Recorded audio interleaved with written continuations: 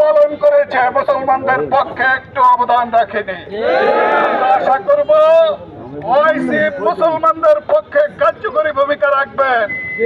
মুসলমানদের আরো একটি সংস্থা আছে শক্তিশালী, লীগ অফ আরব লীগ।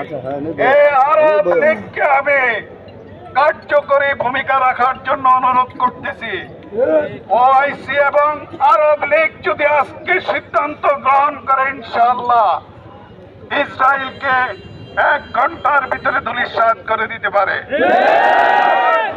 আজকে আর দেখার সময় নেই।